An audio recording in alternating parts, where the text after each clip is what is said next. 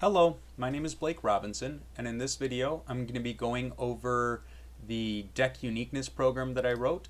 In another video I went more in depth on how the program works, kind of how to use it, and what exactly I'm trying to measure and where I'm getting my resources from. In this video I'm diving much more deep into the actual Python code behind the program itself. But briefly, this program takes a deck list URL as an input. It has to be a commander deck, and it compares that commander deck list to the edhREC page for that commander. So let's dive into the Python code here. If we go ahead and take a look, the first thing that we do is we grab the input from the user as a deck list URL, and then we're going to our goal is to get the commander and a list of cards in the deck. So we're basically parsing that deck list based on the URL. So if we go here, you can see we are using the MTG parser library, and that's going to return us a list of cards, but we have to clean that data quite a bit, which is what we're doing here.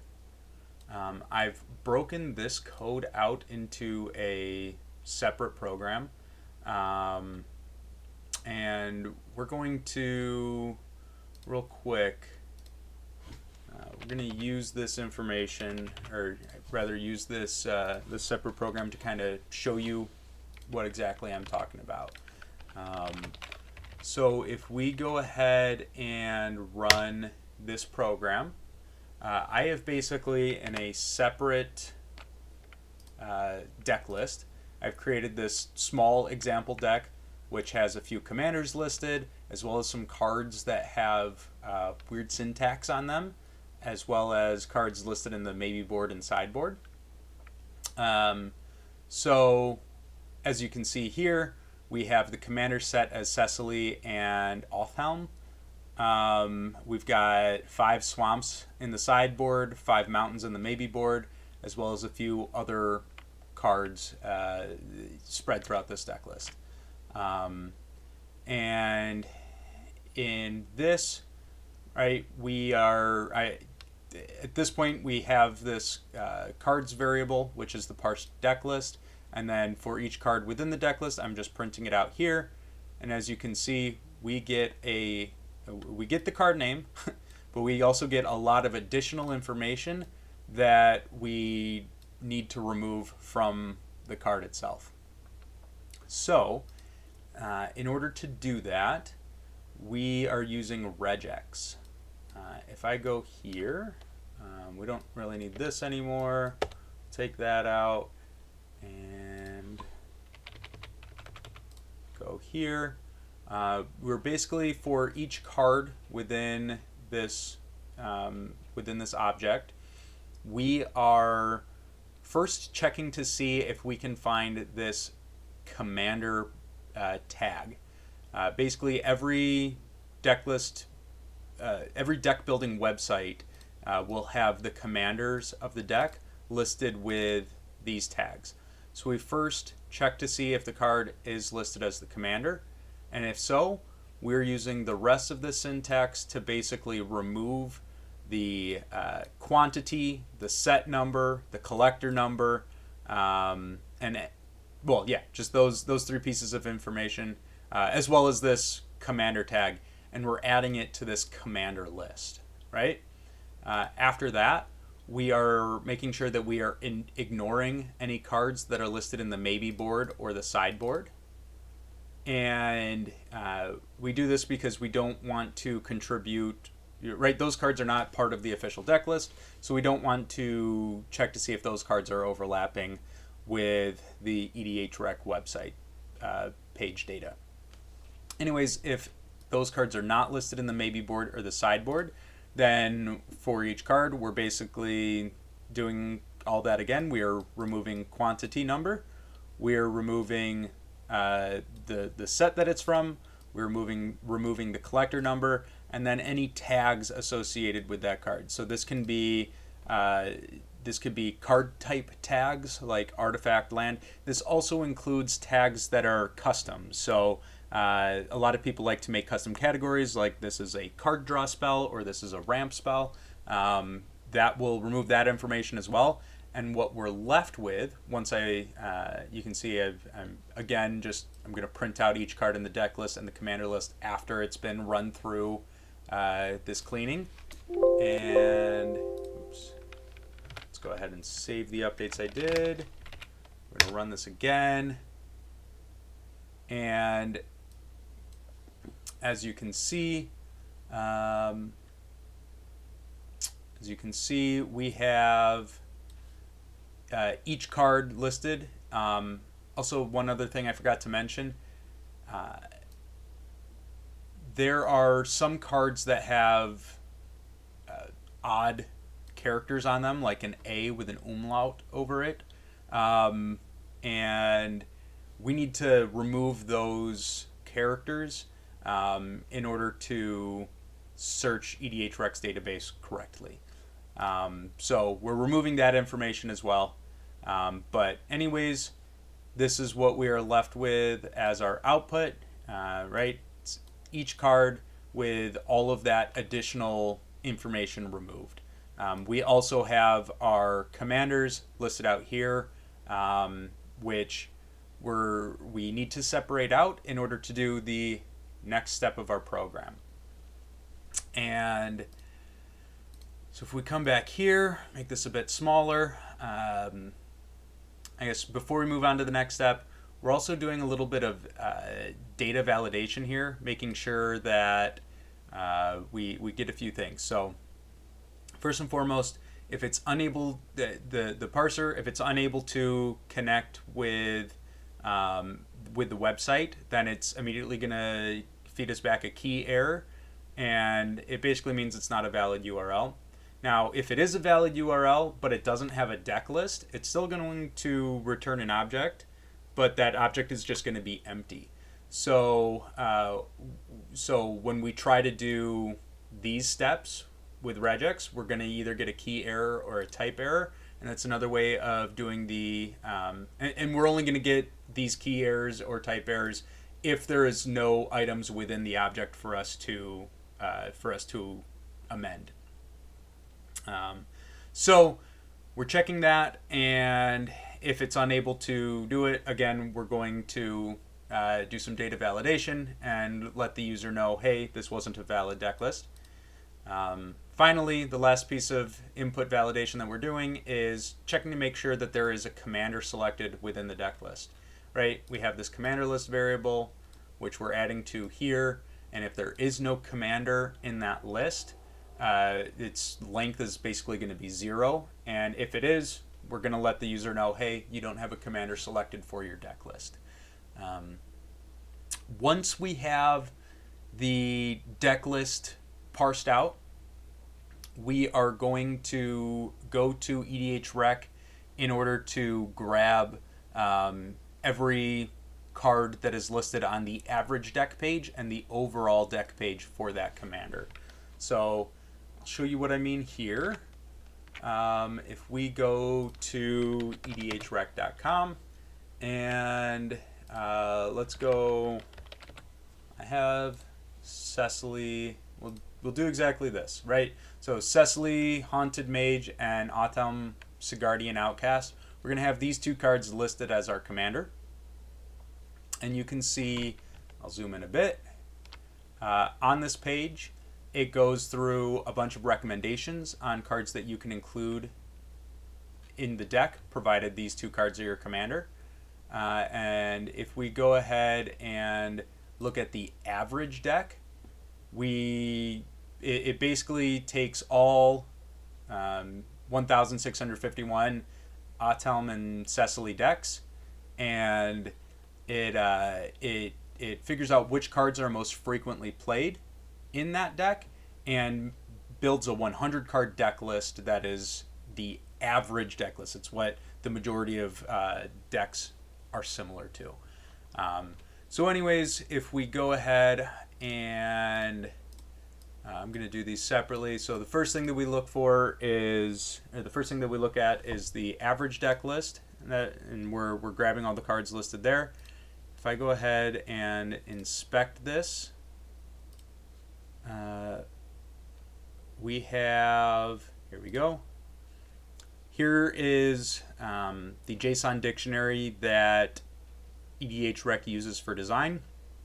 And you can see within this card views list, it has Academy Manufacturer listed, Aragorn the Uniter listed, Arvinox the Mind Flail, right? And if we click into this page, you can see here's all of that information listed out in this JSON request. So anyways, yeah, like I said, Academy Manufacturer, Aragorn the Uniter, and if we look here, the first cards listed are Academy Manufacturer and Aragorn the Uniter. So I'm going to keep that open. On this page, right, this is just the overall recommendations page for the commander, and we can do the same thing. Go to network, refresh this, and we can go ahead and see the same thing here. Mosswood Dread Knight, Bramble Familiar. This is the page that we're going to make a request to, and then here we've got Mosswood Dread Knight and Bramble Familiar, right? So the next step here is going to be making these requests, right? Making the request to the average decks page and to the overall commander page. We do the average decks page first, and in order to make this request, the URL for that request is listed under json.edhrec.com/pages/average decks, and then it has the commander listed, or in this case commanders listed, with hyphens between each of the commanders. So this is Cecily -Haunted -Mage -Autelm -Sigardian -outcast.json. And so what we need to do is take that list of commanders and format it so we can input that into this request URL. And the way we do this is with the convert to dashes function that I wrote. And this is going to be a little complicated again. So I'm going to come here. We don't need anything else that we wrote here. And we are just going to look at a single card name. So there's a card that goes by the name Jace Vryn's Prodigy. And you can see that there's a lot of interesting syntax with this card, right? It has commas, apostrophes, hyphens, forward slashes, so on and so forth. And actually, I'm going to show you an example here. If we go to Jace Vryn's Prodigy, you can see that this page, it uses the name of the card, but it only uses the front half of the card, right? So in our program, what we're going to do step by step is take this input, which is the two-sided card. We're going to first remove this back half of the card. We're then going to replace all hyphens with spaces. We're then going to replace all spaces with underscores. We're then going to remove all non-alphanumeric characters from that by just replacing them with empty characters. And then we're finally going to replace all underscores with hyphens. And that's how we're going to get our name. I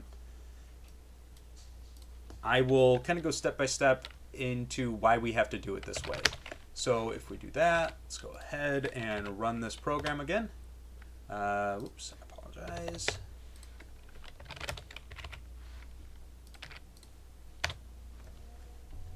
There we go. So you can see this is what the original name is. And again, we have to remove all commas, apostrophes, and back halves of the card. and we also have to lowercase everything. So, and we have to remove all special characters. So this right here, this Unide code name.lower is going to do exactly the last two things I mentioned, right? It's going to make it all lowercase, and it's going to remove all strange characters that the website doesn't recognize. Right? Once we do that, we are taking away the back half of a card. So the two-sided card is always going to be brought up by the parser as having two forward slashes followed by the back half of the card. We're basically searching for that sequence of text, so two backslashes followed by a space, followed by any number of characters, and we're removing that from the card.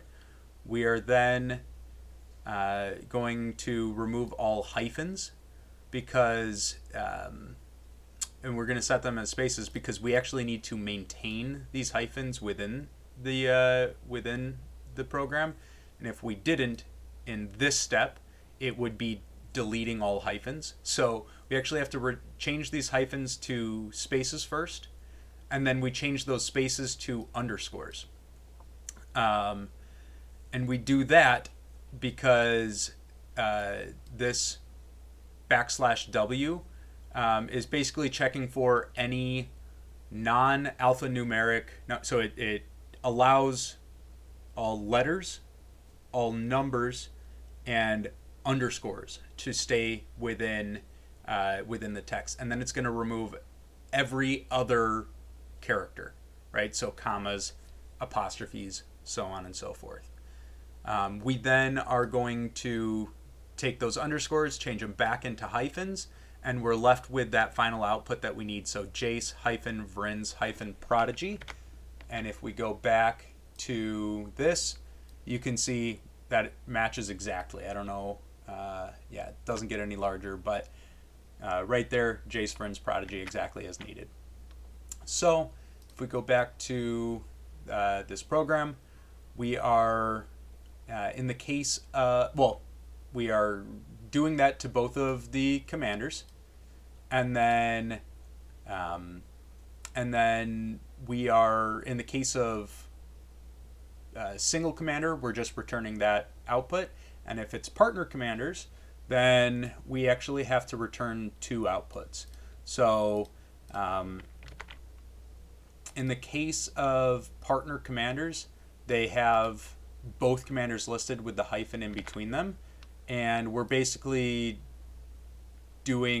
returning exactly that, except in both orders. So we're going to return one commander first with a hyphen in between, and then one commander second, and then the reverse of that order as well. So the reason we do that is because with partner commanders, they are normally listed in alphabetical order, but in the case of commanders that have a background as the partner, the background always comes second. And we don't have a way of checking whether or not a card is a background. So we're basically just going to make two try attempts in order to get it to work. So anyways, that's where we're at right here for grabbing the average deck.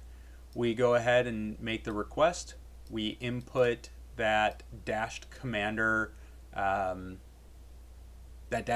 syntax into this request, and then we're going to basically parse that deck list using just a real simple parsing function, and that's how we get the average list.